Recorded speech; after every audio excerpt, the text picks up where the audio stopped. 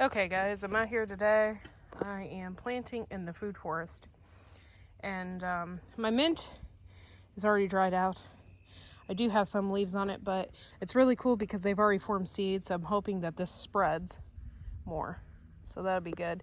I have mint in several places in here, and this was just one, so it's kind of exciting. But that's not the reason for my video. I'm in my food forest today because I'm in my garden club town's club, I guess you would say, and I participated in an auction and got some plants. So I'm currently planting coneflower, which everyone knows that coneflower is echinacea. So that is going in here, and I'm planting it. I'm planting it here and here in the food forest. So I'm really hoping that it takes off next year. I'm going to come down here with a watering can and get these watered really good as well. I might have to water them for a week or so just to kind of make sure that they get established, because I really want them to get established before winter. But yeah, so I just have a lot of really interesting things in here in this food forest. And my husband, oh, cool. My husband got this apple tree out. So that came from this apple tree here. So we got that, but I also had a ton of strawberries I didn't know I had. I planted these wild strawberries down here, and they've just kind of taken over this little patch, and he had like a handful of little strawberries. So that's pretty neat as well. My comfrey and everything else is doing really good in here. I think next year it's going to be a little more established and hopefully spread more. Actually, I think the comfrey that I planted has already spread. I think I just had maybe 3 or 4 leaves, and if you can see, like, it's like a bunch right here. So I think I had plenty. So as soon as it multiplies, then I can add it in other things and around other places, and we put them around the plum trees here in this instance. So pretty neat. And right now I also got from the auction some Egyptian walking onions. The ladies had no idea what they were or never heard of them, which I thought was very, very strange, because if you're a gardener, you try to educate yourself on all different kinds of plants. So anyway, a woman, I knew what they were. I was excited, and she shared a whole bag with me. So I'm going to plant these next to the Egyptian walking onions that I already have going over here. So, oh, it's a russet apple. A russet apple, huh? Mm-hmm. That's cool. I've never heard of those.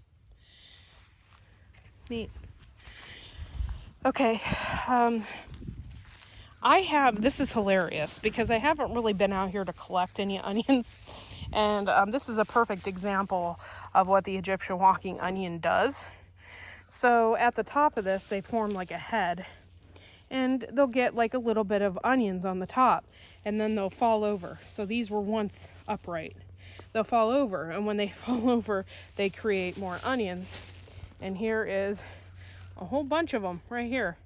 So I thought that was kind of funny. I hadn't really been out here to do anything with them. So they kind of reproduced on their own. And I have more in here that I got. Don't ever hesitate. Ooh, I'm getting attacked by a bee. There's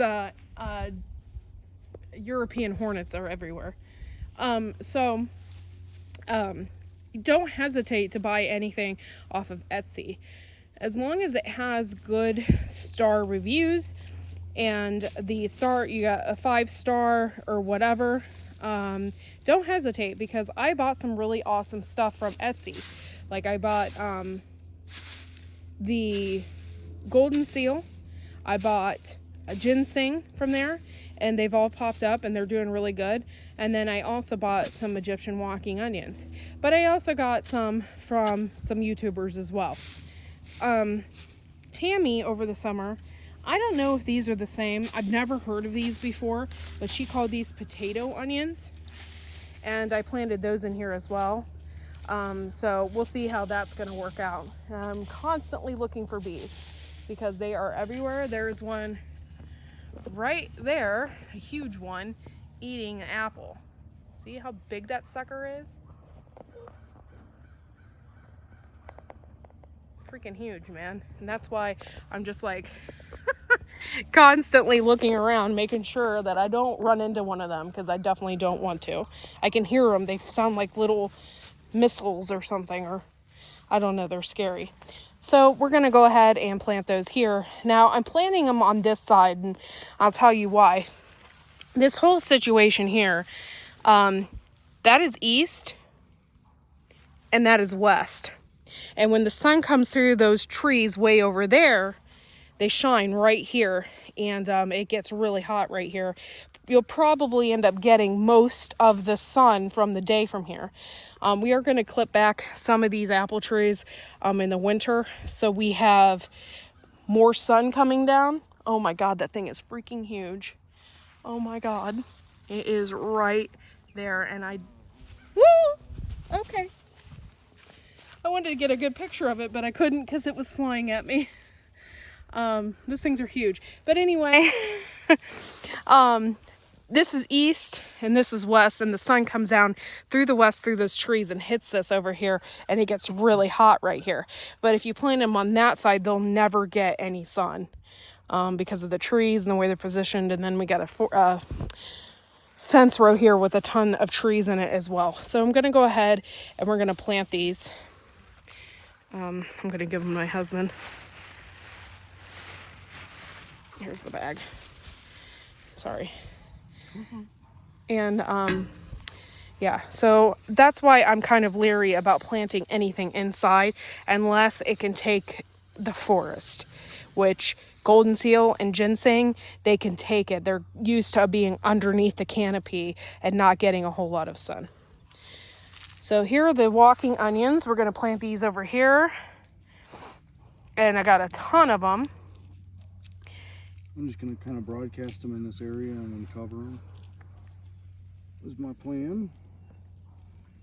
We'll have another patch of them in the spring that'll spread.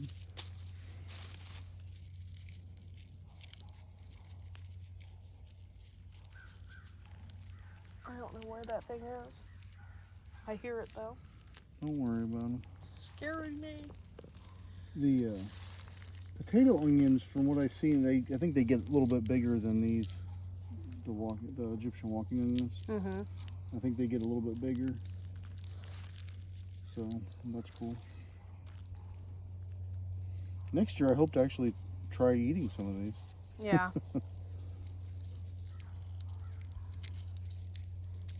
So we're just kind of planting these here and there, and I have some over here, along in here. They're just real small yet. They're not nearly as big, but you can see when they're popping up. But we're gonna plant these here, and it'll be nice. In the spring, we'll get some more popping up here.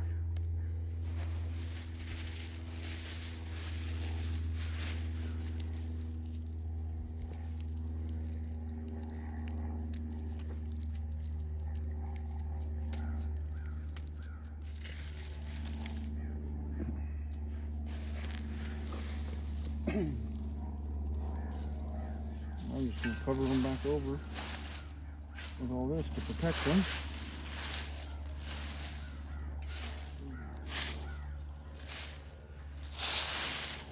There we go.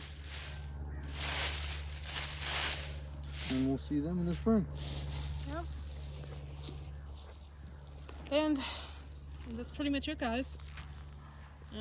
As far as planting some more stuff, I don't really have any more stuff to plant to put in here. I do want to spread some things out. I want to add some more mint and stuff like that. And I do have walking thyme, and I kind of wanted to put that in here as well. So we have a little more of diversity in here. I am seeing some white aster, which is right here. I don't see goldenrod. Sorry, I don't see any goldenrod here, and I didn't want to see that in here because they have rhizomes and they're really hard to get rid of. But the asters in here, the bees really like that. And there's just a lot of cool things in here. Violets and yeah, plantain, and just a lot of really interesting things. And I do have the valerian root up there. We're going to cut some of these trees back, and when we do, a lot of more stuff is going to get a lot more light in here. And I definitely want to get more light in here so things will grow a little more. But for the most part, the food forest is doing pretty good, and I want to add some more stuff, and yeah, it's going to be great. Thanks for watching, guys. Make sure to like and subscribe. See y'all in the next video.